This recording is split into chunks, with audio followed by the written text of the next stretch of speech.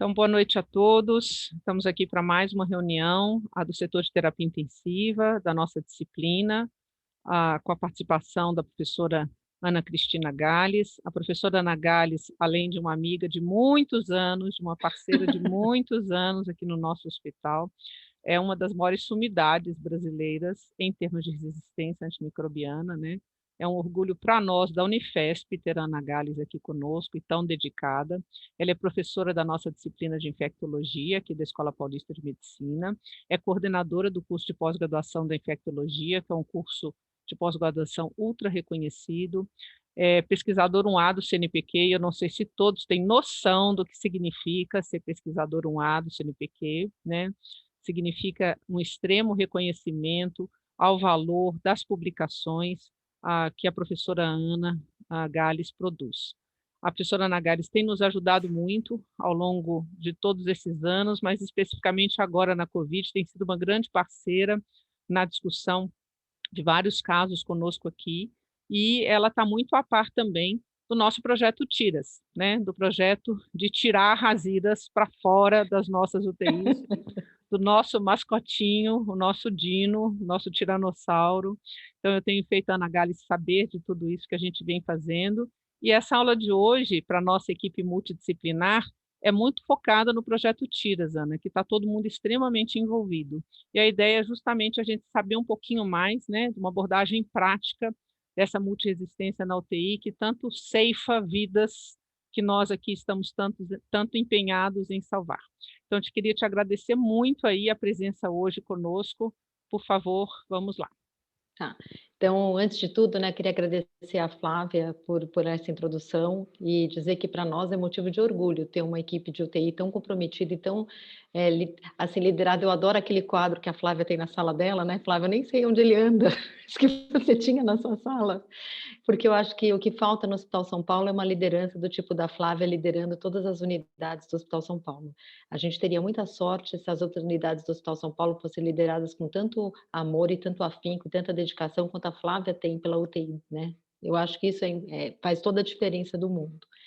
Então, aqui eu tentei falar de uma parte, lógico que como eu vou falar de resistência para vocês, eu vou enfatizar nessa aula a importância da detecção do mecanismo de resistência, mas eu não quero em nenhum momento, depois eu posso voltar num outro momento para a gente discutir a terapia antimicrobiana, né? Como a gente prescrever o tratamento de uma maneira mais adequada. Como essa aula era uma aula que era para para equipe multidisciplinar, eu não foquei tanto na diferença do tratamento, mas eu acho depois num outro momento, se vocês tiverem interesse, eu posso voltar. Aqui é só para mostrar, estou tentando mudar o slide, mas às vezes ele não vai. Então, aqui é só para mostrar minha declaração de conflito de interesse. Aqui, como eu tentei idealizar essa aula, então eu tentei mostrar a importância, aquela tríade clássica que a gente utiliza para a seleção do agente antimicrobiano, em que a gente leva em consideração, diante de um quadro infeccioso, as características do paciente, as características da infecção e as características do antimicrobiano que eu quero prescrever. Quais são os principais patógenos, né, identificados em UTIs brasileiras, que vocês estão, todo mundo que trabalha na UTI do Sexto, eu tenho certeza que sabe de cor e salteado quais são os patógenos que mais causam infecção dentro da UTI, e como que a detecção do mecanismo de resistência pode influenciar na seleção do agente antimicrobiano. Então, olha, essa aula tem mais ou menos 47 slides, alguns são bem fáceis de se traduzir. Se qualquer pessoa tiver qualquer dúvida, ou eu não sei se a Flávia prefere que me interrompa no final, mas se quiser interromper no meio, também não tem importância para mim, viu, Flávia? Se você achar que foi alguma coisa e quiser interromper, a gente volta e vê. Como eles quiserem, essa aula é para ser prática mesmo, então, por É, favor, interrompam se quiserem. Se quiser, pode ver. Então, assim, ó, esse é aquela tríade clássica que todo mundo, eu acho que em algum momento, se teve alguma aula de antibiótico, teve essa aula em que é óbvio que para eu ter uma eficácia clínica, para ter um desfecho bom, eu preciso fazer o diagnóstico correto e o tratamento correto. Isso é óbvio, né? E a gente vai ter que sempre estar lembrando das características do paciente, a idade, porque tem os extremos de idade, tanto o recém-nascido quanto o idoso, eles são pacientes que têm um sistema imune ou imaturo ou têm uma imunossenescência, a presença de comorbidades, A presença, porque eu tenho diabético, lógico, o diabético ele tem maior chance de ter infecção por estafilococcus resistente. Ah, eu tenho um paciente que é imunossuprimido, esse paciente está usando corticoide, ele tem uma chance de ter outros tipos de infecção. Nem sempre está olhando qual é a função renal, qual é a função hepática, se o paciente tem alergia a medicamento, quais antibióticos não, quais medicamentos o paciente faz uso e quais deles são passíveis de ter alguma interação medicamentosa. E na infecção, o que que a gente vai prestar atenção? Qual é o sítio infeccioso? Porque dependendo de onde é a infecção, eu tenho aquela lista de patógenos que é mais frequente. Então, por exemplo, se eu tenho pneumonia adquirida na comunidade, o principal agente são vírus. O segundo, quando a gente começa a ver bacteriano, a gente vai ver Streptopneumoniae, vai ser o primeiro agente etiológico das bactérias. Então, eu sempre vou pensar, eu tenho PAV, eu tenho pneumonia associada à ventilação mecânica, lógico que depende da UTI, mas vai ser mais frequente eu ter pseudomonas, estáfilo, acineto, KPC, depende da onde eu trabalho. E lógico que dependendo do agente etiológico, eu vou ter um perfil de sensibilidade. Que se for no Streptococcus pneumoniae, eu vou estar de olho qual que é a taxa de resistência à penicilina e ceftriaxona na cidade de São Paulo e tudo mais.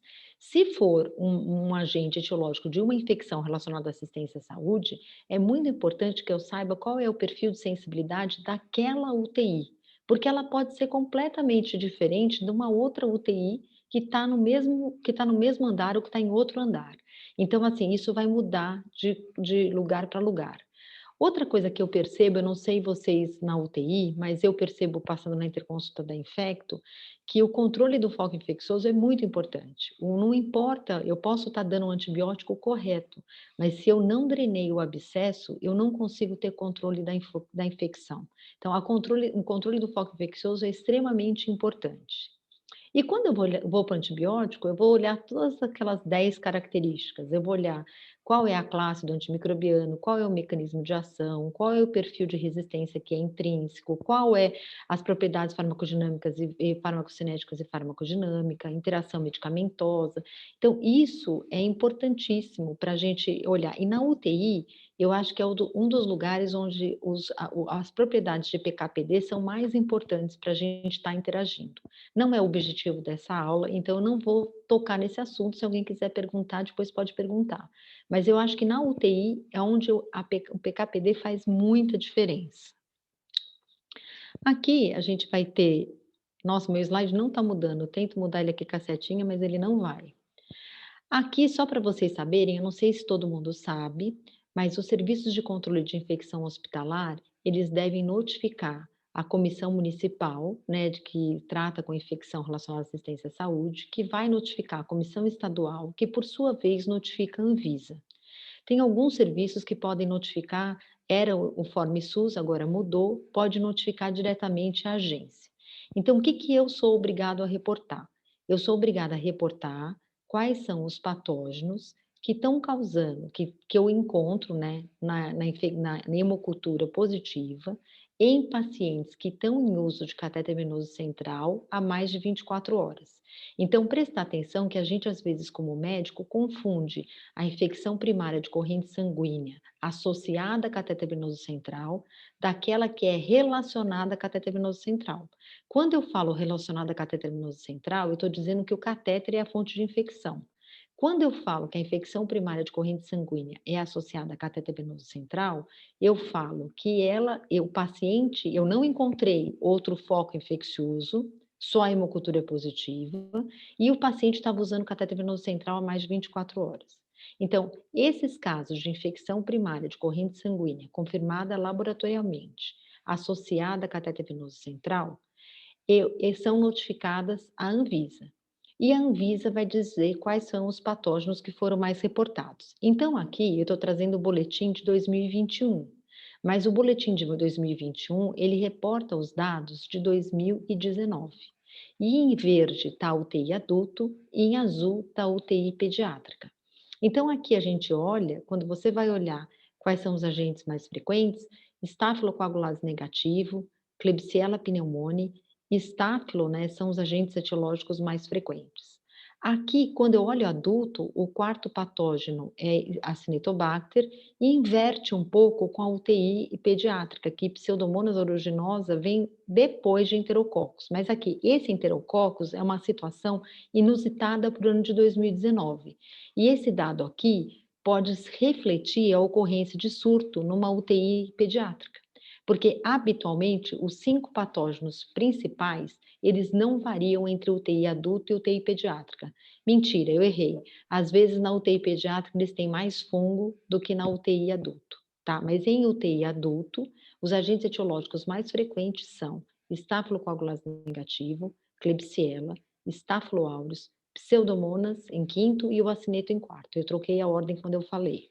Esses são os agentes mais frequentemente reportados. Quando a gente vai olhar o perfil de resistência, o nosso perfil de resistência é assustador. Ele é assustador principalmente, quando você bate o gráfico assim, você vai falar: "Nossa, Ana, nossa taxa de resistência à Acinetobacter é muito alta". Realmente, ela é muito alta e ela tem se mantido estável desde 2012, que foi quando a gente começou a monitorar essas taxas. Mas a taxa de resistência a carbapenémico em Acinetobacter, ela é alta em vários lugares do mundo, porque existe a disseminação de clones internacionais que são produtores de carbapenamase, que conferem essa taxa de resistência a carbapena em alta. Então, isso, se você comparar a nossa taxa com o leste europeu, ou com a Itália, ou com a Grécia, ela vai ser mais ou menos igual. O que as pseudomonas nossa têm taxa de resistência à carbapenem em torno de 40%, que é uma taxa alta, mas que vem se mantendo relativamente estável. O que é assustador para nós? A nossa taxa de resistência a carbapenêmico em enterobactéria. E quando a gente olha as taxas entre 2012 e 2019, as nossas taxas elas são crescentes, tanto em Klebsiella quanto em Enterobacter. Então, realmente a resistência a carbapenêmico em enterobactéria é um problema. Quando a gente olha de maneira geral, essa taxa de resistência a carbapenem, ela é muito alta, porque essas enterobactérias produzem carbapenamase. A mais frequente é a KPC. Depois do Covid, a gente tem várias pessoas comentam que tem tido um aumento dos casos de NDM, que é uma outra carbapenamase que eu vou comentar com vocês depois. Aqui, a gente tem a resistência à polimixina, que a gente não tinha e que a gente passou a monitorar esses dados a partir de 2018. Então, aqui estão só os dados que foram liberados no último boletim, comparando sempre UTI adulto com UTI pediátrica. E se a gente olhar aqui, a taxa de resistência à polimixina, ela é muito alta em Klebsiella e ela tem aumentado em Acinetobacter. Ela é pouco frequente ainda em Pseudomonas aeruginosa, apesar aqui de ter uma taxa de 5,3 na UTI, de 5,1 na UTI pediátrica, não é comum a gente observar Pseudomonas aeruginosa resistente à polimixina, porque quando tem a resistência à polimixina, a bactéria ela reduz a capacidade de crescer e se multiplicar. Tem uma diminuição do fitness bacteriano. Aqui eu só quero trazer uma coisa bem prática para vocês. Esse é um caso que eu acho que ela foi para UTI. Agora eu não me recordo, Flávia, se ela chegou a ficar na UTI do sexto ou não, mas ela era uma moça de 30 anos que estava grávida. Durante a gravidez, ela teve um quadro de anemia importante. Quando eles foram investigar, eles viram que ela tinha uma LMA monocítica. Ela foi transferida para o Hospital São Paulo e aí ela estava grávida, por causa da químio, de todo o problema da doença, ela fez um aborto, teve um aborto induzido, e ela chegou a fazer a quimioterapia, ficou neutropênica febril e teve alta dia 12 de junho. E aí ela volta no dia entre o dia 19 e 21 de junho para fazer a consolidação do esquema. Ela acaba tendo uma intercorrência que é uma pancreatite aguda grave, ela vai para a UTI, ela sai da UTI e na enfermaria ela desenvolve uma celulite bolhosa de membro superior direito e ela ficou séptica, e era uma sepse de foco cutâneo.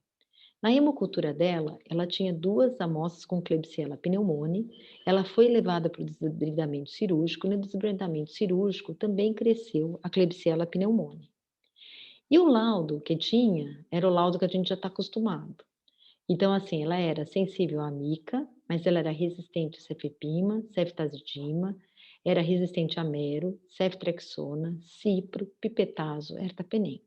Ela era ainda sensível à polimixina e sensível à amica. E aí, o dilema clínico para nós é como tratar uma infecção causada por essa Klebsiella que é resistente à maioria dos antimicrobianos, né, testados. Isso gera uma angústia muito grande. Então, assim, às vezes para uma pessoa que é menos treinada, ele pensa, será que eu posso dar monoterapia com amicacina? Será que eu posso dar monoterapia com poli? Será que eu faço combinação? Será que tem algum outro antimicrobiano que tem melhor, que é melhor e que não foi testado? Então, isso tudo é o que a gente tem de dúvida quando a gente está tratando essas pacientes, né? E a gente pergunta: trato com ceftazidime avibactam? Ceftazidime é uma céfalo de terceira que tem atividade antipseudomonas, combinada ao avibactam, que é um novo inibidor de beta-lactamase, que é capaz de inibir as carbapenamases. Eu vou falar daqui a pouco para vocês. Ou eu faço TIGE com poli, ou eu faço ceftolozano tazobactam, que é uma cefalosporina nova. Ela tem, mas a atividade, a ceftolozano tazobactam tem atividade contra a bactéria produtora de beta-lactamase de espectro estendido, mas ela não tem atividade contra a cepa produtora de carbapenamase.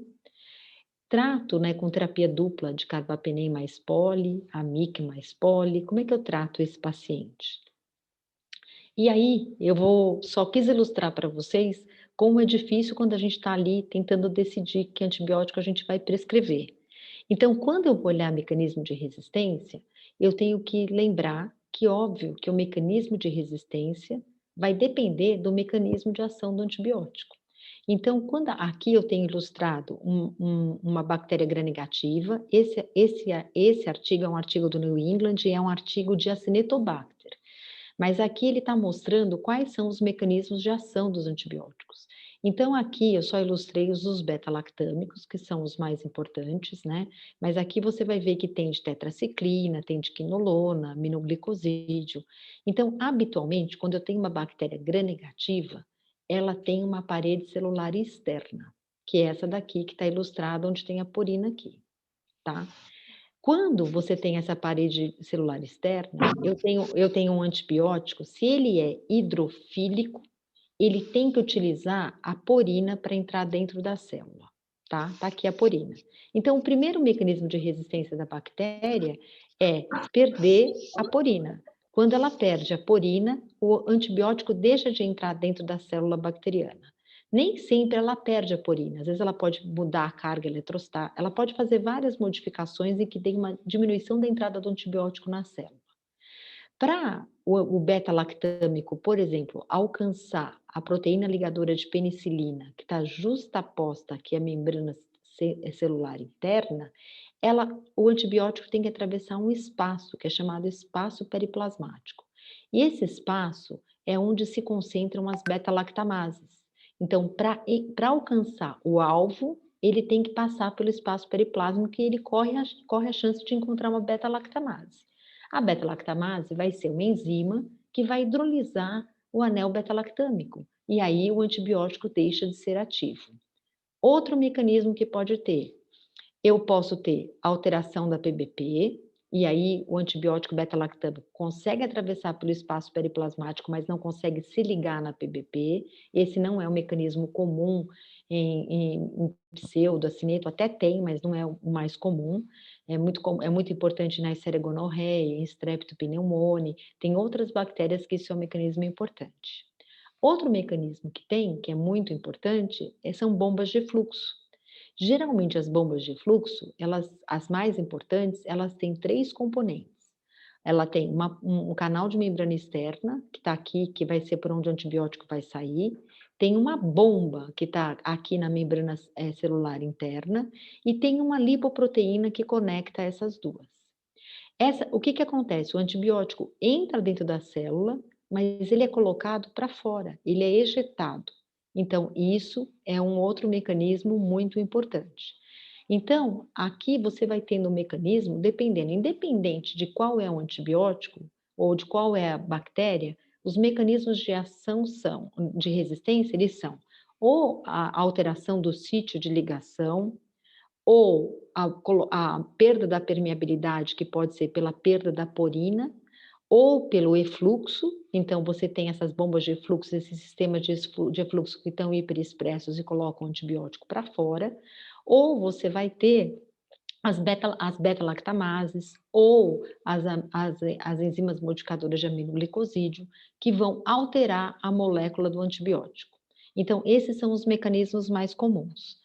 Outra coisa que é muito importante quando a gente fala de mecanismo de resistência, e isso é muito importante do ponto de vista de controle de infecção hospitalar, e às vezes a gente tem muita dificuldade para entender quais são as medidas que são aplicadas para eu conseguir fazer a contenção desses mecanismos, é que o mecanismo ele pode ser de transmissão vertical, quando ele é da célula mãe para a célula filha, quer dizer, eu tenho uma bactéria aqui que ficou resistente e ela passa para a geração posterior, ou eu vou ter mecanismos que a gente chama que são mecanismos que eles são de transmissão horizontal, que eu posso ter a passagem de um mecanismo de resistência, de um gene de resistência, para bactérias que são de espécies diferentes até de gêneros diferentes que elas podem se encontrar. E como você pode ter?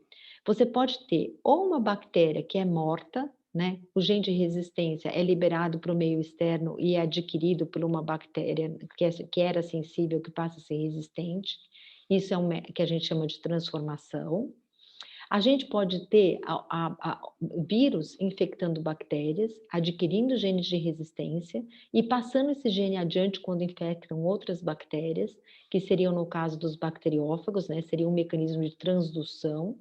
E a gente pode ter um mecanismo que é chamado conjugação, onde as bactérias é como se elas eles às vezes eles falam que é o sexo entre as bactérias, porque elas se aproximam, formam um pile, né? O pile sexual, ele faz uma ponte e por essa ponte tem a passagem de plasmídios, de uma troca de material genético entre as bactérias. Esse é o mecanismo chamado de conjugação. Então lembrar, transmissão vertical é célula mãe para célula filha, horizontal é para células bacterianas que podem ser não relacionadas e que podem ser, inclusive, de espécies distintas. Aqui, a gente vai falar de beta-lactamase, porque minha coisa favorita é qual é o principal problema que a gente enfrenta nos hospitais brasileiros? A gente enfrenta problema com estáfilo, enterococo, mas a falta de opção terapêutica é muito mais importante entre os gram-negativos. E nos gram-negativos, o principal mecanismo de resistência é a produção de beta-lactamase, que são enzimas que vão hidrolisar o anel beta-lactâmico. As beta-lactamases têm uma classificação que é mais simples e que eu achei que aqui ficava mais fácil das pessoas entenderem. Então, pelo sítio ativo da enzima, a gente separa. Se tem uma serina no sítio ativo, elas são chamadas de serino-beta-lactamases. Se elas precisam de zinco para como um cofator de atividade, elas são chamadas de metalo-beta-lactamase. Essas metalo-beta-lactamases, elas são chamadas de classe B. E são os exemplos mais importantes? A NDM, que é a Nil-Deli-metalobeta-lactamase, a INP e a VIM. Em pseudomonas, a gente tinha uma metalobeta-lactamase que foi descrita no GRAAC e foi denominada São Paulo metalobeta-lactamase, que é SPM1. Então, essas são metalobeta-lactamases, são classe B. Quando eu tenho a serina beta-lactamase, ela é dividida, né? As serinos, elas são divididas em classe A, classe C e classe D. A classe C é a vulga AMP-C, que se for em pseudomonas, vai ser chamada de PDC. Então, dependendo de onde ela é, mas de maneira geral, ela é chamada de AMP-C. Quando eu tenho a classe A, eu vou ter beta-lactamases de espectro limitada, que aqui de inglês é narrow spectrum, que é TEN e SHV, que geralmente elas hidrolisam ampicilina e se produzidas em grande quantidade cefalosporinas de primeira geração, e eu tenho as beta-lactamases de espectro estendido, que são TEN, SHV, CTE, XM, GAS, que elas são capazes de hidrolisar as penicilinas, as céfalos de terceira e quarta e os monobactâmicos. E eu tenho uma outra classe, categoria na classe A, que são as carbapenamases, que são a KPC, a IME, a SME, a FRI. Isso aqui é um pesadelo, porque até para mim, que estudo beta-lactamase, quando eu vejo uma sigla diferente, eu não sei dizer para você a que classe ela pertence. Por quê? Para eu separar entre serino e metalobeta-lactamase, eu preciso entender qual é a sequência de aminoácidos, qual é a sequência de base que vai codificar essa beta-lactamase. E aqui está em verde o que são. Então, aqui, quando eu tenho as Narrow Spectrum e a SBL, elas são inibidas pelos inibidores de beta-lactamase antigos, que são o Subactam, o Tazobactam e o ácido clavulânico. Quando eu tenho as carbapenamases, elas podem ser, se elas forem de classe A ou classe C, ou se ela for uma OXA48, elas são inibidas pelos novos inibidores de beta-lactamase, que são o Avibactam, o Relabactam e o Vaborbactam. Entretanto, a OXA48, ela só é uma classe D, que eu já vou falar para vocês, ela só é inibida pelo Avibactam. Então, só aqui, por exemplo, se eu quisesse prescrever ceftazidime avibactam, eu precisaria saber se essa Klebsiella que eu mostrei para vocês, se ela é produtora de KPC ou se ela é produtora de OXA48. Mas e se ela for NDM? Eu posso prescrever? Provavelmente não. Sozinha, não, como monoterapia. Por quê? Os novos inibidores de beta-lactamase não inibem as classes B. Eles também não inibem a carbapenamase de classe D, que é codificada por Acinetobacter baumannii. Então, quando eu tenho um novo inibidor, ele inibe a AMP-C, ele inibe as carbapenamases, eles inibem a ESBL, mas eles não inibem as carbapenamases de acineto e nem as metalobeta-lactamases. Espera só um pouquinho. Como é que eu vou fazer tudo isso, né? Como é que eu vou saber? Então, eu acho que é importante as pessoas terem uma noção de método diagnóstico. Então, assim, eu tenho o perfil de sensibilidade a antimicrobianos, que é o antibiograma, eu vou ter métodos fenotípicos, eu tenho a confirmação genotípica do mecanismo de resistência e a importância clínica da detecção do mecanismo. Então, como é que a gente faz isso? Habitualmente, a gente colhe a hemocultura numa garrafinha, né? Que aqui no laboratório central a gente tem o sistema Bactec. Quando eu colho a garrafinha de hemocultura, eu monitoro o crescimento bacteriano através da produção de gás carbônico. E aí, quando eu tenho acima de um limite de detecção, ele sinaliza para o aparelho que está positivo. Aí eu tiro do aparelho, né? Aqui a gente tem o Bactec, o Versatrec e o BactAlert. Eu tiro a garrafinha do aparelho, faço uma coloração de Gram e semeio numa placa de agar-sangue. E aqui eu posso fazer identificação dessa colônia por método automatizado, pelo MALDI-TOF ou por método molecular. Habitualmente, no laboratório central, a gente usa método automatizado. Como eu determino o perfil de sensibilidade a antimicrobianos? Eu vou determinar fazendo o. Aliás, eu esqueci de desligar o meu WhatsApp. O WhatsApp está no. Desculpa o barulho, é porque eu esqueci de sair do WhatsApp e toda hora ele está dando o barulho. Aqui, o perfil de sensibilidade, eu posso ter distintas técnicas. Então, eu posso fazer discodifusão, fita de gradiente, que é essa daqui, o método automatizado, eu posso fazer macro e microdiluição.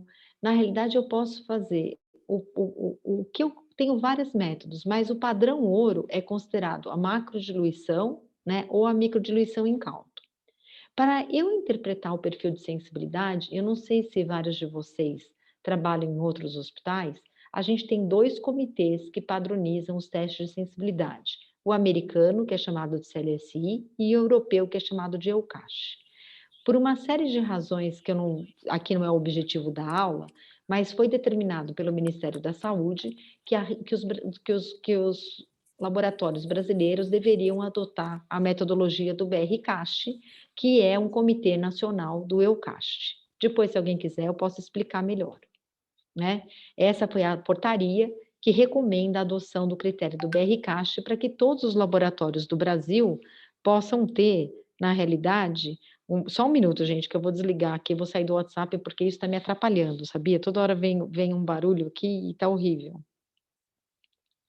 Então, eles vão, desculpa, deixa eu voltar. Então aqui a gente tem a adoção do BRCAST, que é o Comitê Nacional do EUCAST. Os comitês, o que eu queria falar era que quando o laboratório adota um critério comum, isso permite que ao país ele reporte uma taxa de sensibilidade ao antimicrobiano, porque os pontos de corte, eles podem variar entre os comitês. Na maioria das vezes ele não muda, mas em algumas situações ele muda. Uma das coisas em que ele muda é a taxa de resistência a carbapenem em enterobactéria. Os pontos de corte entre CLSI e EUCAST são diferentes. Esse aqui é como é a planilha do BRCAST, que uma das coisas que quando você é um comitê nacional, você pode traduzir para o português, e a gente acha que é muito importante traduzir as tabelas, porque nem todo mundo fala português, fala inglês no Brasil.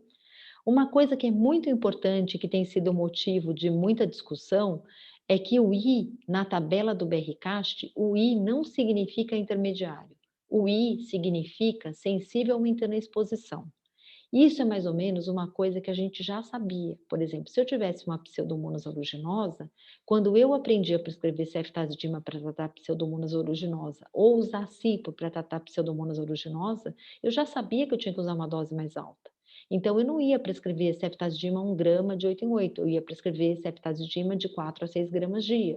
Se eu fosse tratar com cipro, eu não vou prescrever cipro 500 de 12 em 12, eu vou tratar cipro 500 de 8 em 8 ou 750 de 12 em 12. Então, isso é uma coisa que já existe no subconsciente das pessoas, mas que causa muita confusão atualmente. Então, lembrar que quando você está olhando o BRCAST, o I significa sensível aumentando a exposição. E existe uma tabela no documento que reporta quais são as doses mais altas nesses casos. Voltando à cepa dessa paciente, né? Na realidade, a cepa dessa paciente, a pergunta que eu faço é: ela é produtora de carbapenamase? Se ela é produtora de carbapenamase, qual é a carbapenamase que ela produz, né? Que a bactéria produz? E aqui, para a gente ver se a produção de carbapenamase existe ou não, a gente pode fazer até olhar quais são os tamanhos do halo de inibição, se é sugestivo de produção de carbapenamase. Posso usar método fenotípico, posso utilizar o MALDI-TOF para ver se teve modificação da molécula do carbapenem, posso fazer teste molecular. Tem vários testes que são utilizados, né, na prática do laboratório para poder identificar se é uma cepa produtora de carbapenem ou não. Então, aqui a gente usa um teste de inibição, que aqui, por exemplo, eu uso imipenem com cloxacilina, porque a cloxacilina inibe AMP-C. Eu uso ácido borônico, porque ele inibe KPC, classe A. Eu uso EDTA, porque uma coisa importante que eu esqueci de falar para vocês é que quando eu tenho metalo-beta-lactamase, ela hidrolisa todos os beta-lactâmicos, com exceção do astrionã, e ela não é inibida pelos inibidores de beta-lactamase comuns, mas ela é inibida pelo EDTA. Então, isso é um dos modos que a gente faz no laboratório. Outro modo, por exemplo, seria ou CarbNP ou Blucarba. Eles são indicadores de pH. Aqui eu uso vermelho fenol, aqui eu uso azul de bromotimol. Quando eu tenho a hidrólise do anel beta-lactâmico, eu tenho uma redução do pH. Essa redução do pH é indicado pela mudança da cor do indicador de pH. Então, aqui o vermelho fenol, quando a bactéria não é produtora de beta-lactamase, ele permanece vermelho, porque não teve mudança de pH. Quando eu tenho alteração do pH, ela passa a ser amarela. Aqui é a mesma coisa quando eu tenho Blucarma. O azul de bromotimol, ele é um verde escuro azulado. Quando eu tenho produção de carbapenamase, ele passa amarelo. Aqui tem o teste da Probac, que é um teste brasileiro, que permite não só a diferenciação da produção de beta-lactamase, como também se ela é uma classe B ou não. E o Rapidec, que é um teste comercial do CarbNP.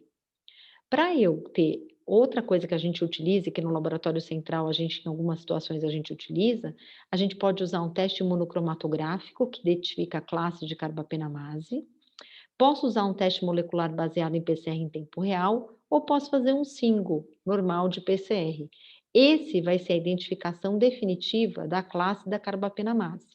Mas eu vou precisar sequenciar o gene para entender qual é a variante. Aqui é só o MALDI-TOF, que eu também posso utilizar para fazer a detecção fenotípica, né?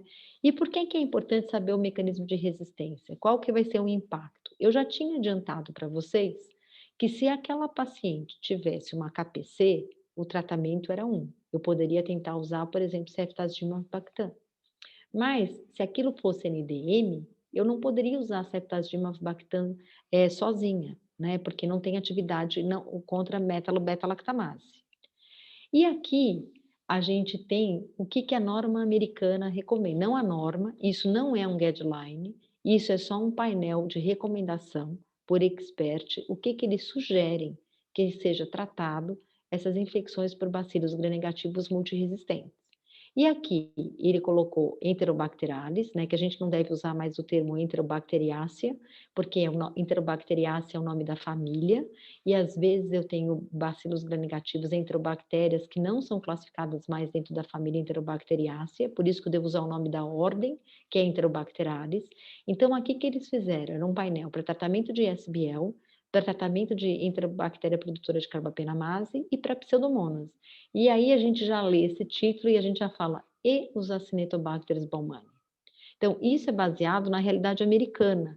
E nos Estados Unidos, eles têm uma das menores taxas de resistência a carbapenem em Acinetobacter do mundo.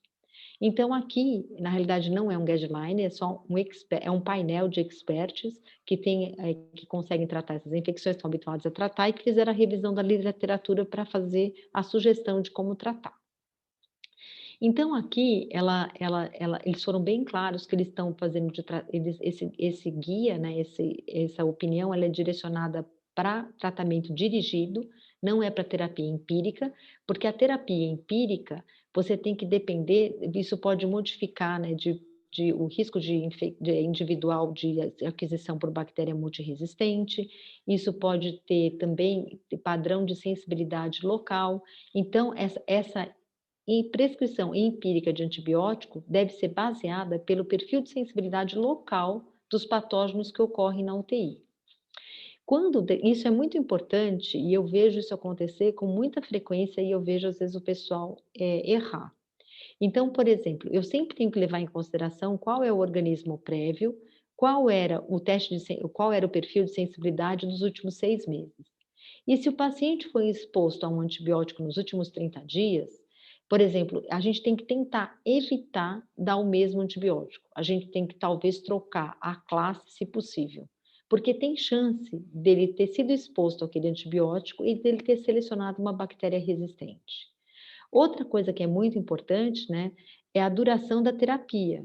Então, se um teste de sensibilidade indica que um agente é potencialmente inativo e foi iniciado empiricamente, a mudança para um regime ativo, né, e para um tratamento curso é recomendado. Então, vamos supor, eu comecei a tratar aquela paciente, eu comecei a tratar ela com meropenem e ela era resistente.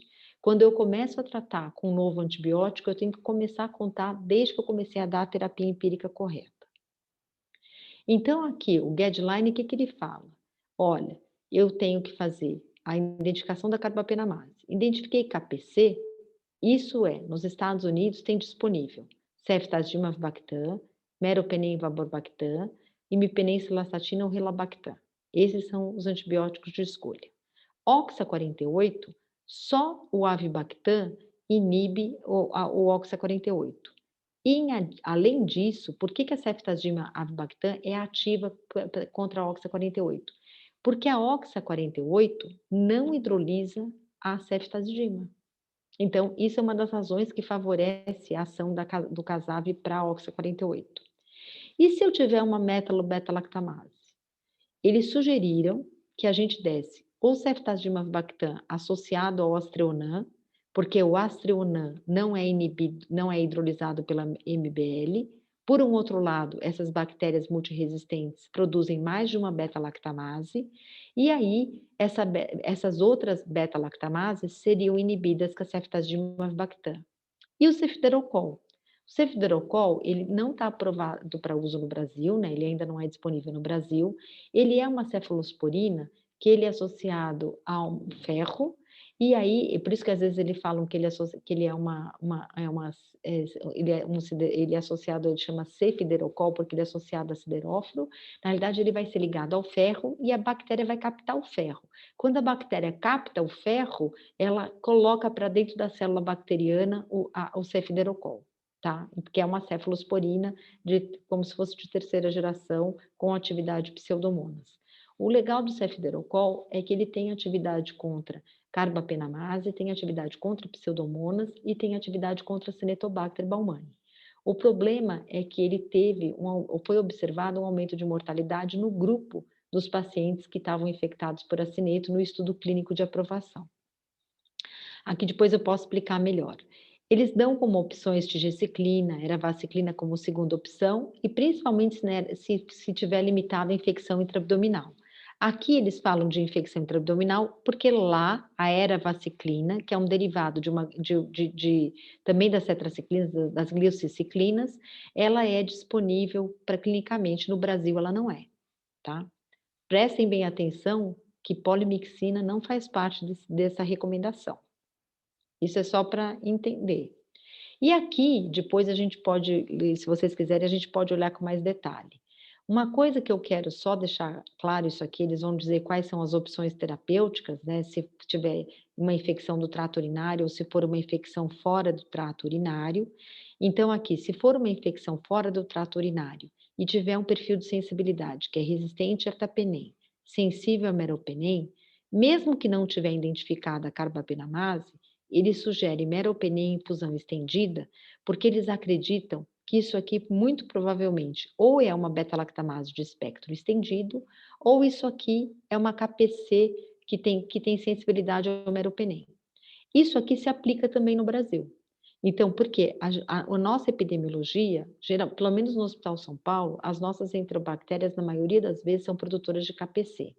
Ou, há muitos anos atrás, antes de 2010, quando eu tinha uma Klebsiella que era resistente a carbapenem, ela era resistente a carbapenem porque ela tinha dois mecanismos associados. Ela produzia beta-lactamase e perdia a porina da célula bacteriana, tá? Então, isso aqui eu não vou entrar em detalhe, mas é só para saber que que existe essa recomendação nos Estados Unidos. Aqui, a gente, só para lembrar, lembra que eu falei resistência a ertapenem, sensibilidade a meropenem? Isso poderia ser uma cepa produtora de beta-lactamase de espectro estendido. A beta-lactamase de espectro estendido, ela hidrolisa astreonam, penicilina, cefalosporina de terceira e de quarta. Ela é inibida pelos inibidores de beta-lactamase convencional. Então, aqui, por exemplo, ó, eu consigo ver que tem um aumento do halo de inibição na presença do ácido clavulânico. Então, ó, aqui eu tenho ceftazidima, ceftriaxona e aparece essa zona fantasma. Aqui, por exemplo, é quando eu adiciono o ácido clavulânico. Então, eu tinha ceftazidima, pinguei a gotinha de ácido clavulânico e aumentou o halo de inibição. Ou eu posso ter uma fita de teste que de um lado tem ceftazidima e do outro lado tem ceftazidima junto com ácido clavulânico. Então, se eu tive uma inibição do crescimento e formei essa elipse, se eu tive uma diferença na MIC, na concentração inibitória mínima, maior do que 3 diluições, isso é uma cepa ISBL. E existe uma briga muito grande, porque como a ISBL é inibida pelos inibidores de beta-lactamase, existe um grupo grande de infectologistas que acredita que você deve usar piperacillina tazobactam para o tratamento dessas infecções. Existem estudos que mostram que quando tem uma discussão muito grande, depois se alguém quiser entrar em detalhe eu posso discutir isso depois, mas assim, eu acho que em algumas situações, por exemplo, quando você tem uma E. coli produtora de SBL, o CAMIC é baixo, que a MIC é baixa, aí você talvez possa usar a piperacillina tazobactam, porque os trabalhos com infecção de corrente sanguínea, em que foi comparado piperacillina tazobactam com o meropenem, o pipetazo não conseguiu mostrar que não tinha não inferioridade ao meropenem, né?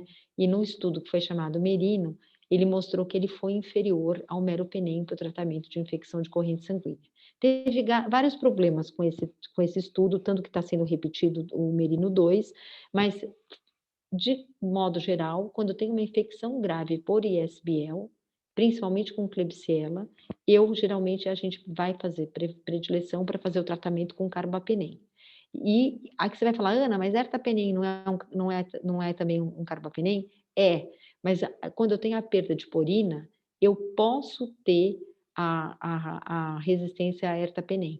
Então eu só vou usar ertapenem para tratar ISBL se eu tiver a confirmação in vitro da sensibilidade a esse agente. Aqui, essa paciente, na realidade, a gente viu, ela era uma paciente que essa cepa era produtora de KPC2, né? E essa paciente tinha uma MIC de Casap de 0,5 e uma MIC de digicilina de 0,5. A paciente passou por vários desbridamentos cirúrgicos, fez câmara hiperbárica, mas ela recebeu alta hospitalar no dia 20 de agosto, ela fez o tratamento dela com Casav, teve um período em que ela usou digiciclina em associação, e ela submeteu ao transplante halogênico e ela está bem. Então, esse foi um caso que fez muita diferença a gente saber se era ou não produtora de KPC2. Esse é um outro caso de um paciente que era diabético, que a gente viu na interconsulta da DIPA, e ele tinha uma drenagem de secreção purulenta num couto de amputação, foi prescrito piperacilina, tazobactam e vanco, empiricamente porque não tinha sido isolado o agente. Ele fez o desbridamento e na cultura do fragmento de biópsia cresceu uma Morganella morgani. E aqui, a nossa dúvida era, né, se ela Morganella morgani, ela é intrinsecamente resistente à polimixina. Então, polimixina nem é uma opção. E aqui a gente pensa, o que que a gente vai prescrever nesse caso? Ela era resistente a gente, ela era resistente a Bactrim. Curiosamente, eu não coloquei aqui nesse slide, mas essa bactéria era sensível ao cloranfenicol. Mas a gente não conseguiu comprar o cloranfenicol para fazer tratamento desse paciente. E aqui, né, como você tratar uma Morganella morgani, que é intrinsecamente resistente à polimixina, numa cepa que era produtora de NDM1. Então, esse caso aqui foi dramático para nós, porque a gente não tinha uma opção terapêutica que fosse eficaz para tratar esse paciente. Esse é só um outro exemplo, né? Quando a gente tem uma pseudomonas aeruginosa e a gente tem aqui sensibilidade à mica, sensível aumentando a exposição para astreonã, cefepime e ceftazidima, e a gente tem aqui sensibilidade à polimixina e a resistência aos carbapenens. O médico fica muito inseguro de usar uma cefalosporina na presença de resistência a carbapenem. E aqui, várias vezes, eu vejo uma predileção para usar polimixina. Se eu tivesse num hospital em que eu tivesse a possibilidade de usar ceftolozana tazobactam e ceftazidima avibactam, né, e eu pudesse ter uma terapia que fosse menos tóxica, será que valeria a pena, né, a gente poder estar utilizando essas opções terapêuticas? Então, esse aqui era um caso de um paciente que tinha PAV. Então, eu tenho resistência à ciprofloxacina, eu tenho sensível aumentando a exposição para cefalosporina, e eu penso, né, qual que é o mecanismo de resistência dos carbapenêmicos? Qual seria a sensibilidade às novas combinações de beta-lactâmico? É uma cepa produtora de carbapenamase? E aí a gente vai fazer. Se o teste de carbapenamase é negativo, eu imagino que o mecanismo de resistência seja hiperprodução de AMP-C, que é cromossômica, a perda de porina, ou eu posso até ter mutação numa OXA50 que é cromossômica em pseudomonas e hiperexpressão de sistemas de fluxo.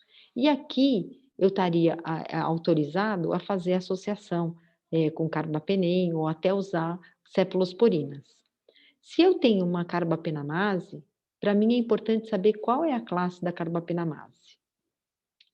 Esse aqui é um resumo que a gente tem de quais são as beta-lactamases descritas, né, em Pseudomonas aeruginosa.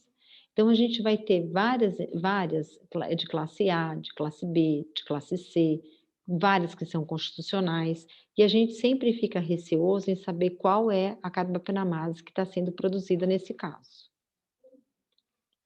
Aqui, se eu tenho um teste de carbapenamase negativo, é aquilo que eu falei, eu tenho como opção terapêutica ceftazidima, cefepima, polimixina, ceftolozana tazobactam, mas se eu tenho como teste de carbapenamase positivo, Aqui eu posso perguntar, é classe A e classe C?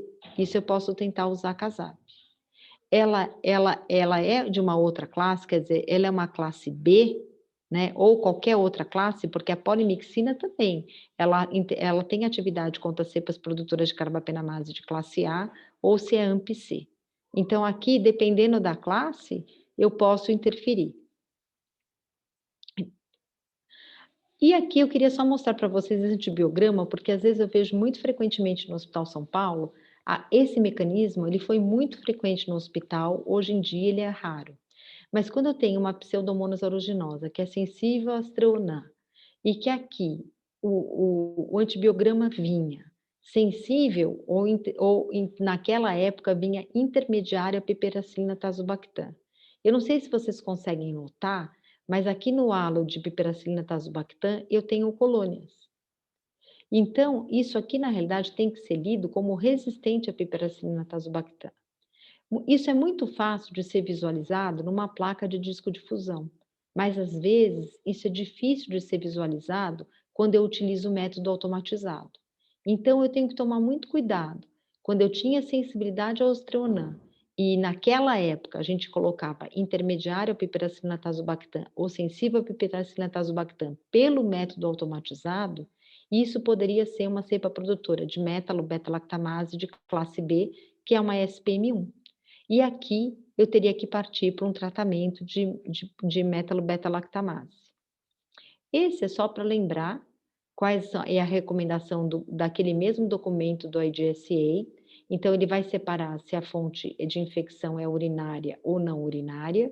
E se não for urinária, se for produtora de AMP-C ou de efluxo, tá ok eu usar ceftolozana tazobactam. Mas se for produtora de carbapenamase, dependendo da carbapenamase, vamos supor, se for classe A, se for KPC, em pseudomonas, eu posso usar ceftazidimab-bactam ou imipenem relabactam. Mas se for uma classe B, eu sou obrigada a usar ou cefidroquol, se eu tivesse, né, nos Estados Unidos, que não é o nosso caso aqui no Brasil, e no Brasil a gente vai ser obrigado a usar as polimixinas. Nesse documento americano, eles restringem o uso da colistina somente para o caso dos tratamentos de infecção urinária. E aqui lembrar que eu já estou acabando, os acinetobacters. Então aqui, esse é um slide dos mecanismos de resistência em acinetobacter no Brasil. Então durante muito tempo a gente achou que a Blaoxa 51, que era uma carbapenamase de classe D, que era codificada estava presente no cromossomo do acineto, que ela fosse marcador de identificação do Acinetobacter baumannii. Mas a gente não pode falar isso porque outras espécies de Acinetobacter adquiriram esse gene. A gente sabe que tem aquisição de KPC por acineto descrita no Maranhão. A gente sabe que existem várias carbapenamases de classe D, que a gente tem vários grupos que estão descritos em várias regiões do Brasil. A gente sabe que tem classe B, a gente tem INP, a gente tem NDM, a gente tem uma descrição de SPM1 em acineto, e a gente também tem perda de porina, além da hiperexpressão do sistema de fluxo. Esse aqui é só para vocês terem uma ideia de como a gente tem também resistência à polimixina tem aparecido nas cepas de Acinetobacter baumannii.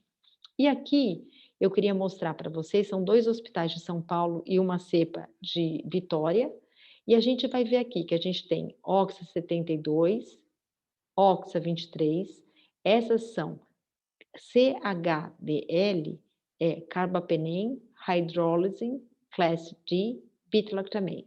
Então, essa é a sigla. E esse é o grupo, Oxa 72, Oxa 23. A gente tem aqui as MICs de polimixina, as MICs de colistina, e aqui a gente tem as MICs de ampicilina subactam. E a gente vê que a gente tem cepa resistente a poli, que tem MIC baixo, e a gente vê que tem MIC muito alto de ampicilina subactam.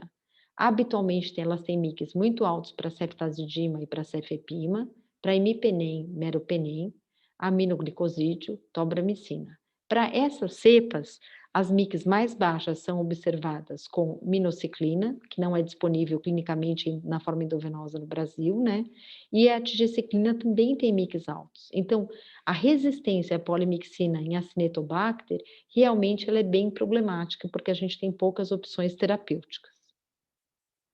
E aqui, já estou terminando, espero que vocês não estejam muito aborrecidos, o Eduardo separou algumas cepas que tinham causado infecções relacionadas à assistência à saúde nas UTIs, né, do Hospital São Paulo, e aqui ele passou para nós para a gente verificar qual era o mecanismo de resistência que a gente estava encontrando. Então, até um tempo atrás, a gente tinha muito Acinetobacter baumannii, que era produtor de OX72 no Hospital São Paulo. A gente vê um reaparecimento das cepas de classe D, carbapenamase de classe D, do grupo da OXA23. A gente vê aparecer no Hospital São Paulo essa cepa produtora de uma metalobeta-lactamase de classe B, não era comum no Hospital São Paulo, e a gente vê ela aparecer na UTI geral e na UTI geral 3.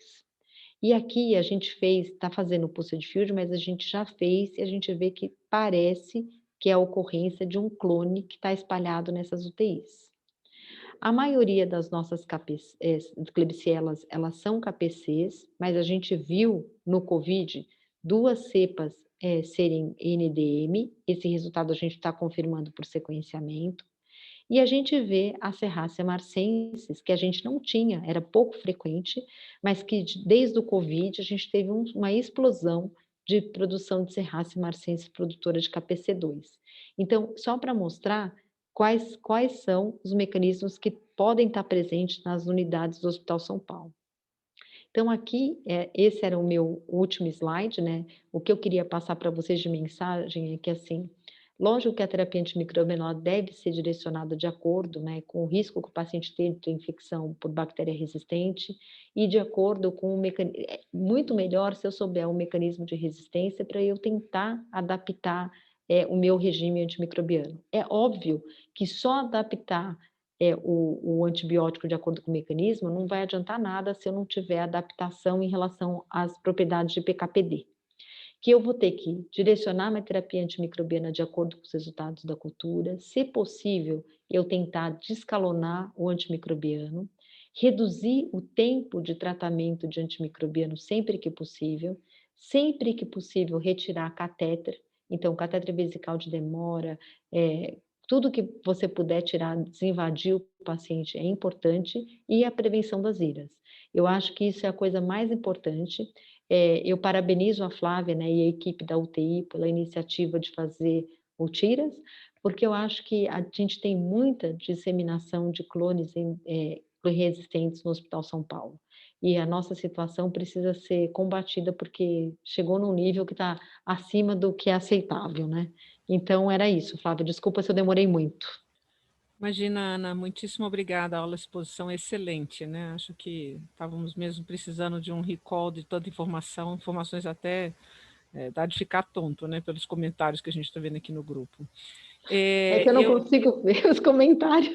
Não, estou falando nos nossos grupos de WhatsApp. Na verdade, por favor, postem perguntas no chat também. Já temos aqui uma pergunta do Rodrigo Dantas sobre terapia combinada, e eu queria focar essa pergunta de terapia combinada mais clinicamente aqui no caso que você mostrou, Ana.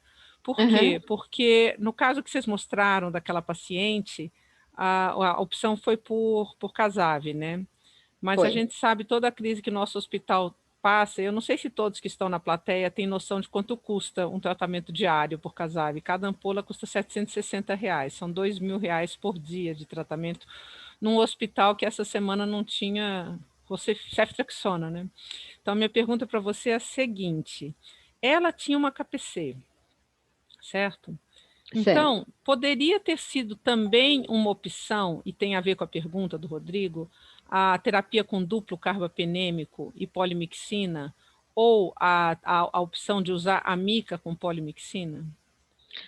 Poderia, ô Porque Flávia, era na uma realidade, KPC, certo? Ou seja, certo, certo, é assim, ó, só que tem, a lógica que a gente sempre tem que olhar com com o resguardo do estudo observacional, né?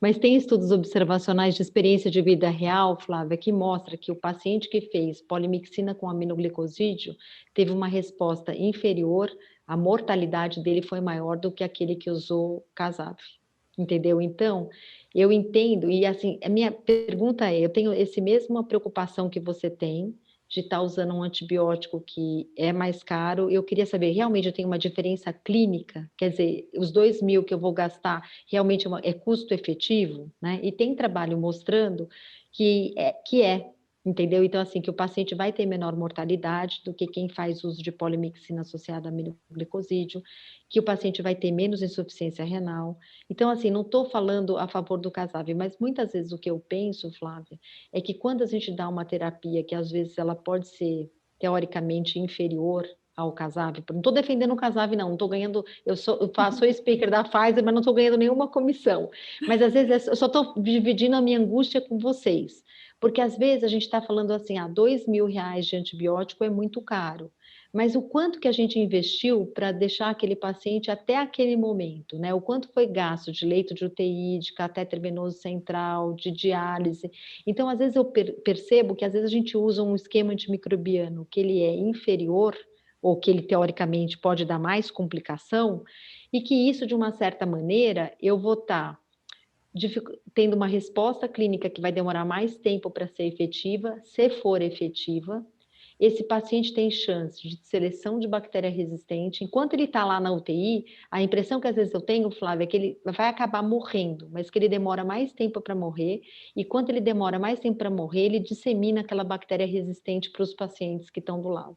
Entendeu? Mas é uma percepção que pode estar errada. Mas é que a gente, entendeu? Então, assim, o que eu posso dizer para vocês é que tem estudo de vida real mostrando que quem fez Casav teve uma menor mortalidade de quem usou terapia, não terapia dupla não, mas polimixina com amica e carbapenem com polimixina.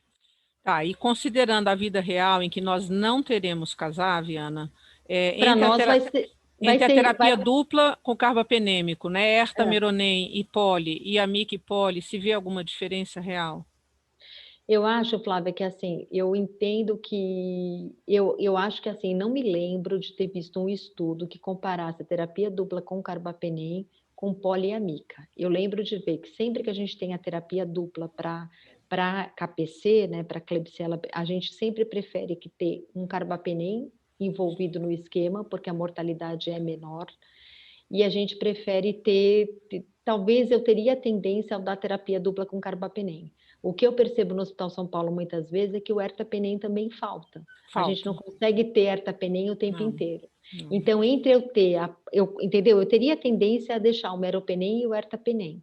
Mas às vezes eu tenho a impressão que o ertapenem falta, então nesses casos eu preferia deixar poliamica, mesmo que se fosse às custas do rim. E se for para deixar poliamica, vale a pena dar o mero junto?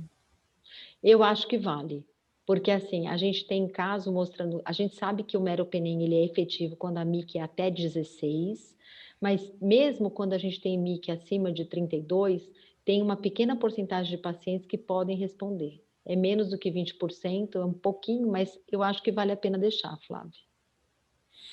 Tá, e acho que outra pergunta que todos têm vontade de fazer é se citou o caso da Morganella, né? Mas eu entendi que a Morganella era uma NDM, é isso? Era uma NDM, e essa Morganella era uma NDM, e essa Morganella, curioso que a gente testou no laboratório, o cloranfenicol não é habitualmente testado.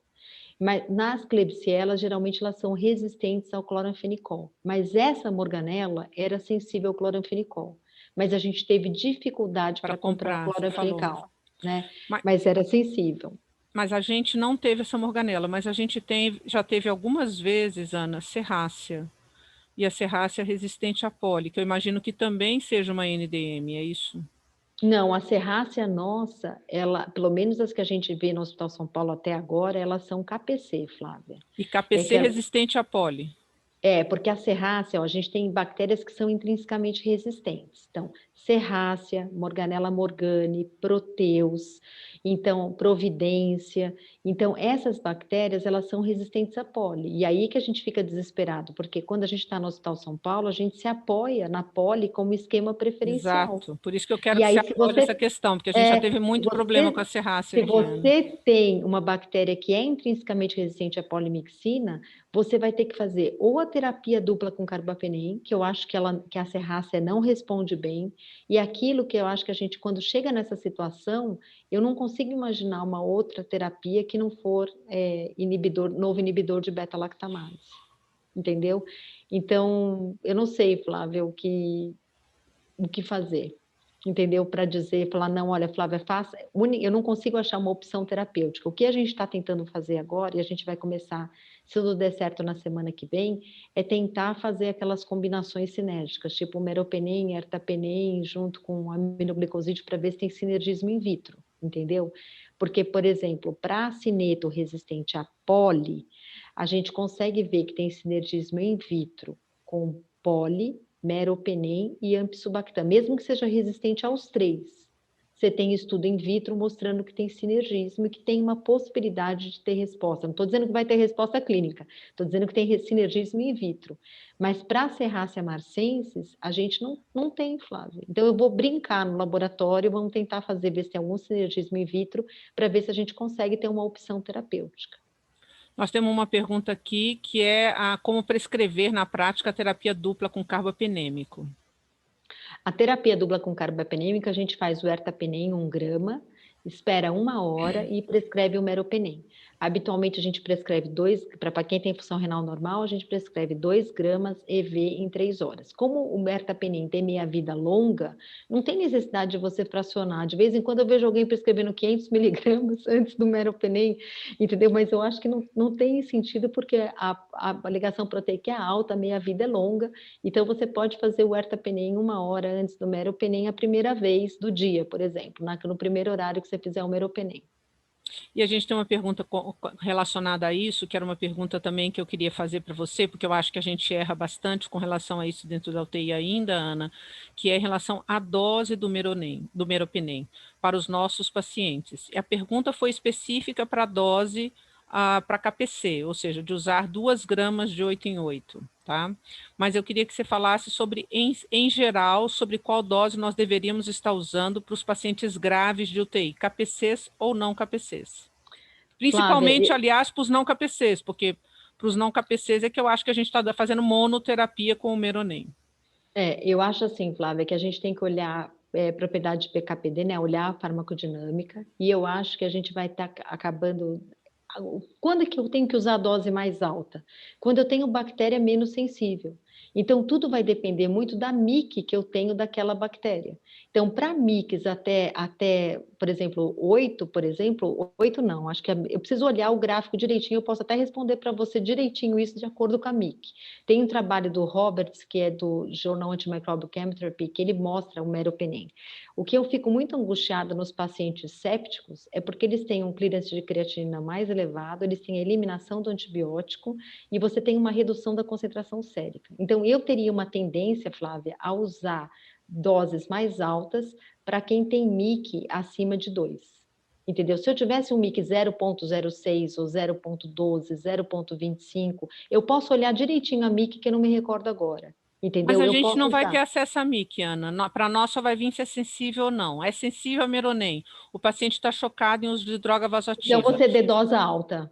O Você dá tempo dois. todo, e não Você apenas dá nas primeiras 24 horas. não, o tempo inteiro, entendeu? Pelo menos até o paciente ter estabilidade clínica, pelo ter estabilidade hemodinâmica, Que é entendeu? Eu onde não. eu acho que nós ainda falhamos na UTI. A gente faz isso muito bem durante 24 horas, mas nossa tendência tem sido deixar os pacientes com 1 grama de 8 em 8, Ana. E eu acho que a gente precisa É, rever isso dentro da eu acho que a UTI. gente precisa, eu acho que seria uma boa opção, Flávia, porque assim, a gente sabe que esses pacientes, né, eles têm uma velocidade de eliminação da droga.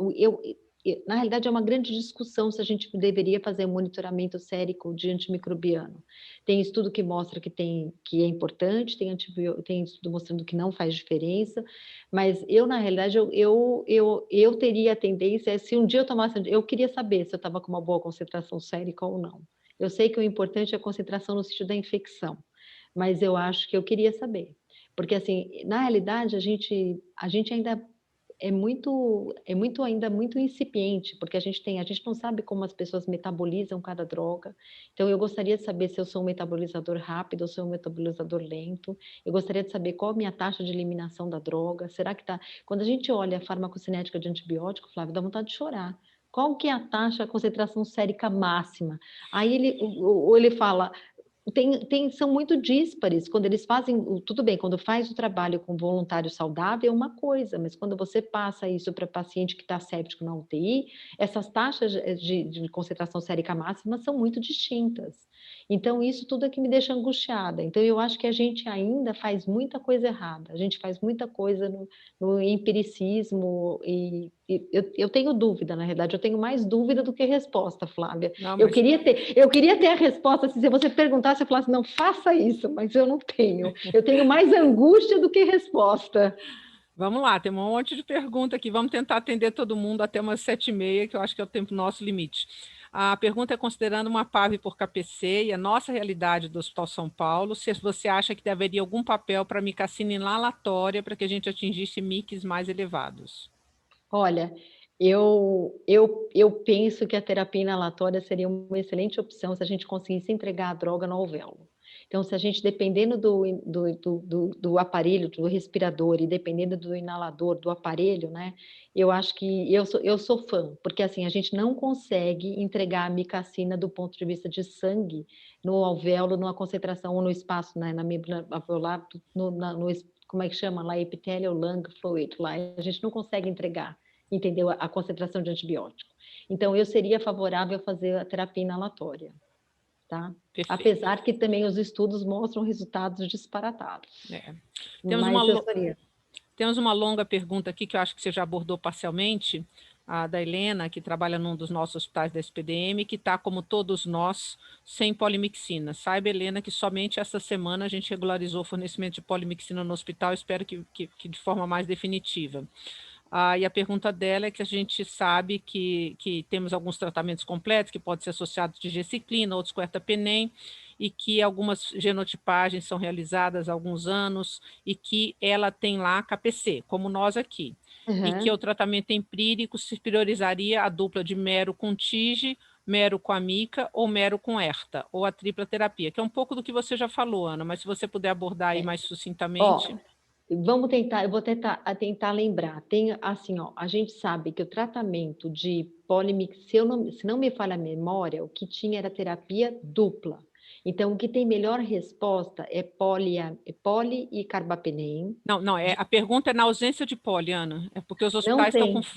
Então, Nós estamos com vamos falta de pensar. poli. Esse é o ponto. Então, acho que eu daria Erta. Olha, eu vou estudar, Flávia, se alguém comparou esse esquema, entendeu? Porque eu acho que não tem experiência com É. isso. O que eu teria tendência a fazer, eu teria tendência a dar 2 antibióticos sensíveis. Então, por exemplo, se ela tivesse uma KPC que fosse sensível a TIG numa concentração muito baixa, então, tipo assim, vamos supor que ela tivesse uma TIG de 0,5 até 1, porque assim, tem um problema com a concentração inibitória da TIG, um ponto de corte da TIG. A gente primeiro não tem, às vezes, ponto de corte para enterobactéria e alguns o ponto de corte ainda é muito alto. Eles consideram que para ter um bom tratamento, talvez o ponto de corte adequado fosse 0,25. Então, se eu tivesse uma KPC que tivesse MIC muito baixo para tigecyclina, eu talvez associaria a tigecyclina no lugar do meropenem e do ertapenem. Talvez eu fizesse até terapia tripla, talvez eu fizesse mero, ertapenem e TIG. Mas isso assim, ó, tudo que eu estou falando, eu É não sem tenho evidência, embasamento. né? É sem evidência, estou falando uma opinião. Não A estou gente, falando a nada. gente montou, né, Ana, uma É, tentativa de protocolo para contingenciamento de falta de polimixina, e você deixou bem claro, eu estou deixando isso claro aqui para todos que nos escutam, que trabalham aqui na UTI, porque o nosso protocolo de contingenciamento da polimixina estava sendo usado até semana passada, né? E você deixou bem claro que isso é o melhor possível para se fazer nesse sentido, quando você não tem o que precisa ter, que é poli, né? Ou Torgena, ou os novos antibióticos. Pessoal, nós temos mais alguma pergunta para a professora Ana?